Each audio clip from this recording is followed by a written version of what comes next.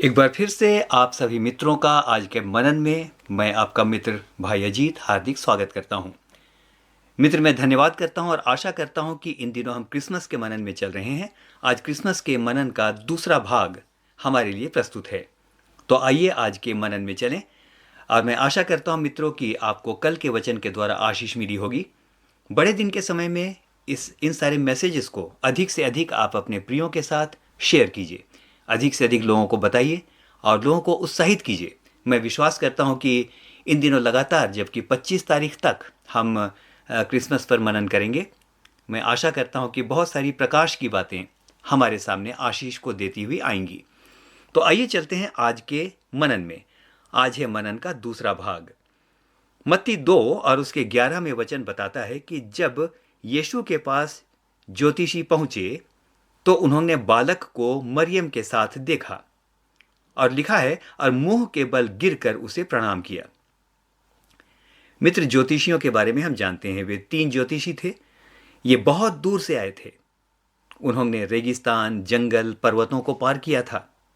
वे अवश्य बहुत सारे ऐसे संकटों से गुजरे होंगे जिनके बारे में हम नहीं जानते। कोई ईरान से आ रहा था, कोई कहीं और से आ रहा था, सुदूर देशों से वो उस तारे को देख करके उसको फॉलो करते हुए आ रहे थे। हम नहीं जानते कि उन्होंने किन किन खतरों का सामना किया होगा। उन दिनों की स्थिति आज की तरह नहीं थी, इतनी सुरक्षित नहीं थी।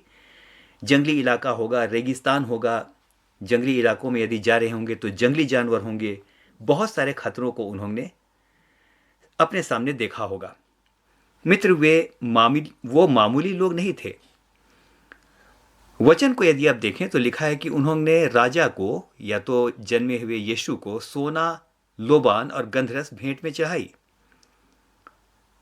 ये भेंटें साधारण नहीं थी, ये महंगी भेंटें थी। इसलिए ऐसा लगता है ये बहुत ही संपन्न लोग थे। लेकिन मित्र, एक और बात इनके बारे में कही जा सकती है कि वे अत्यंत संपन्न और ज्ञानी होते हुए भी बहुत ही नम्र लोग थे। वरना अपनी जान को संकट में डालकर और दुख उठाकर कोई किसी अनजाने राजा का दर्शन करने क्यों जाएगा? वो भी यहूदियों का राजा। Why anyone will go? मित्र, वो बहुत ज्यादा नम्र थे। इसका पता इस बात से भी चलता है कि वो तीनों एक साथ चल रहे थे। इन तीनों की अपनी अपनी इंटेलेक्चुअल कैपेसिटी थी। ये तीनों ज्ञानी लोग थे, अपने अपने क्षेत्र के माहिर लोग थे। ये खगोल विद्या को जानते थे और इन तीनों में से हर एक की एनालिसिस या इनका विश्लेषण खगोल या तो तारों को देख करके अलग अलग रहा होगा।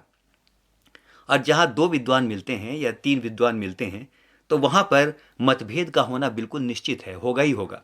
कोई कहेगा कि मेरी एनालिसिस ये है, कोई कहेगा मेरी एनालिसिस ये है। तो मित्र, फिर काम कैसे चलेगा? लेकिन मुझे ऐसा लगता है कि आत्मा ने इन तीनों को इसलिए नम्र किया कि उनका लक्ष्य एक ही था कि वो यीशु को देखें।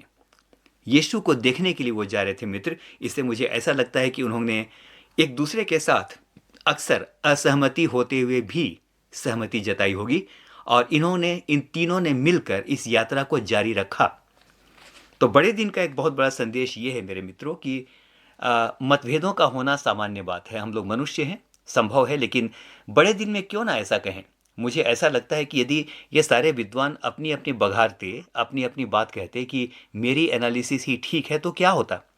शायद वो उस जर्नी के यीशु तक नहीं पहुंच पाते। मित्र, आज हम भी उसी राजा की ओर जा रहे हैं। इस बड़े दिन में सबसे महत्वपूर्ण बात यह है कि हमारे बीच में एकता हो, हमारे मनों के बीच में एकता हो और हम मिलकर एक ही बात पर आमीन कहें कि हमारा अंतिम लक्ष्य उस उद्धारकर्ता को देखना है। आइए मित्र, अब कुछ बातों पर और विचार करते हैं। थोड़ी देर के लिए कल्पना कीजिए कि तो वो कैसे जा रहे होंगे, है ना? मुझे ऐसा लगता है उनका बस एक ही काम था और वो था लगातार तारे को देखते रहना। उन्होंने कंटिन्यूअसली लगातार उस तारे को देखा होगा, उसकी चाल को देखा होगा और लगातार उन्होंने उसको फॉलो किया होगा। यदि वे चूक जाते या लापरवाही करते तो रास्ता भी भटक सकते थे, है ना मित्र? रास्ता भी भटक सकते थे। लेकिन यहां पर देखेंगे, एक और खास बात आपके सामने कहूंगा।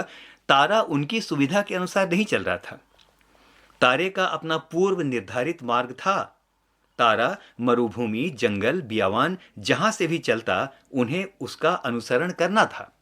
वो ये नहीं कह सकते थे कि this path is not comfortable for us. जिस रास्ते में तारा चल रहा है भाई, हम तो इस रास्ते में जा नहीं सकते। No, they continue to follow the star at every cost. सब प्रकार की कीमत चुकाकर, जान की कीमत चुकाकर, जोखिम को देखकर और सारी बातों के बाद आपस में अपने मनों की एकता को बनाकर एक ही मन से लगातार वो तारे को फॉलो कर रहे थे। आज के दिन एक बात आपको कहना चाहता हूं मेरे मित्र, बहुत इंपॉर्टेंट बात है। यीशु मसीह को भी भोर का तारा कहा गया है। हम सब उसको फॉलो कर रहे हैं। वो चरनी तक पहुंचे थे, हम अनंत जीवन तक पहुंचेंगे अगर एक मत होकर हम एक दूसरे के साथ मेल मिलाप के साथ, मन की एकता के साथ लगातार चलते रहें। आगे देखते हैं मेरे मित्र, बहुत अच्छी बात है। अगर देखेंगे तो स्वर्ग के राज्य तक पहुंचने का मार्ग भी इसी तरह तय किया जाएगा, है ना। How will we reach to heaven, वो मार्ग इसी प्रकार तैयार किया जाएगा। इब्रानी 12 उसके 1-2 में वचन इस प्रकार से कहता है, अपनी दौड़ को धीरज से दौड़ें और इस दौड़ के दौरान अपने सिद्ध करने वाले यीशु की ओर लगातार ताकते रहें। मित्र, ऐसा चलना आसान नहीं है, क्योंकि आप अपनी इच्छा से नहीं चल रहे हैं, लेकिन आप यीशु की ओर देखकर चलने के लिए बाध्य हैं। यीशु ने कहा, जो कोई मेरे पीछे आना चाहे वो अपना क्रूस उठाए और मेरे पीछे हो ले। मत्ती 16 उसके 24 में ये बात हमें मिलती है। उन ज्योतिषियों का एक ही लक्ष्य था, यीशु के पास पहुंचना। आइए मित्र, हमारा भी लक्ष्य यही हो। आइए अब अंत में देखें, इस मनन के अंत में क्या किया उन ज्योतिषियों ने जब वे यीशु के पास पहुंचे। बहुत इंपॉर्टेंट बात है, क्या किया उन ज्योतिषियों ने जब वे यीशु के पास पहुंचे। मत्ती 2:11 को देखें, वहां लिखा है, उन्होंने अपना अपना थैला खोलकर उसे भेंट चढ़ाई। मित्र, इस क्रिसमस में विचार कीजिए, आपके थैले में क्या है। उन्होंने अपना अपना थैला खोला। मित्र, आपके थैले में क्या है। आज मैं पूछता हूं, मेरे थैले में क्या है। उनके थैले में तो बहुत ही मूल्यवान वस्तुएं थी, लेकिन शायद हो सकता है हमारे थैले में कोई उत्तम वस्तु ना हो। हमारे थैले में पराजय, आंसू, विरह, हमारे थैले में अभागापन, बेबसी, कुछ भी हो सकता है ना। लेकिन आइए अपना थैला खोलें और जो है उसकी भेंट उसको चढ़ा दें, क्योंकि मैं जानता हूं, भजनकार कहता है, टूटा हुआ हृदय परमेश्वर के योग्य बलिदान है। हे परमेश्वर, तू उसे तुच्छ नहीं जानता। भजन संहिता 51 और 17 में हमको ये पद मिलता है। तो मित्र, आइए अपना अपना थैला खोलें। थोड़ी देर के लिए रिकैप करना चाहता हूं। नंबर 1, इन ज्योतिषियों ने तारे को देखा और कंटिन्यूअसली तारे को फॉलो किया। मित्र, बहुत विद्वान होते हुए भी उन्होंने अपने मन की एकता को बनाए रखा। वे एक दूसरे से सहमत हुए। बड़े दिन का इससे बड़ा मैसेज और क्या हो सकता है मित्र, कि हम आपसी प्रेम और एकता के साथ एक साथ आगे चलें। दाऊद के भजन को याद करता हूँ, क्या ही मनोहर और भली बात है जहाँ भाई लोग आपस में मिल कर रहते हैं। बड़े दिन में यदि परमेश्वर खुद हमसे मेल मिलाप करने आ गया, तो हम भी क्यों ना एक दूसरे के साथ मेल मिलाप कर लें। मित्र, आप बड़े दिन की तैयारी कर रहे हैं, मैं भी कर रहा हूँ।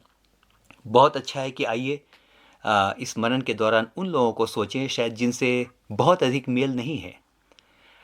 परमेश्वर खुद नीचे उतर आया, आगे होकर के उतर आया।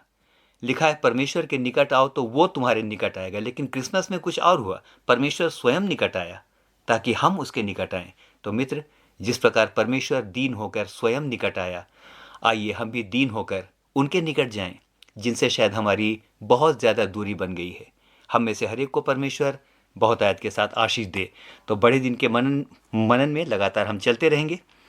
मित्र, आज मनन का दूसरा भाग था। तीसरे भाग के लिए प्रार्थना करें कि परमेश्वर नए प्रकाशनों को हम में से हर एक को दे और इसके द्वारा हम बहुत आयत के साथ आशीष पाएं। एनकरेज करना चाहता हूं कि लगातार इन मैसेजेस को खूब शेयर करें, और मैं जानता हूं ऐसा करने के द्वारा भी आप यानी परमेश्वर को भावता हुआ बलिदान चाहेंगे।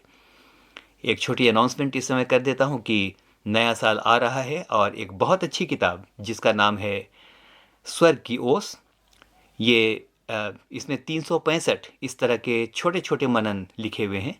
इस पुस्तक को यदि आप चाहें तो आप संपर्क कर सकते हैं और प्रतिदिन का भोजन आपको मिलता रहेगा। मैं धन्यवाद करता हूं कि आपने निरंतर आज तक उत्साह बढ़ाया है।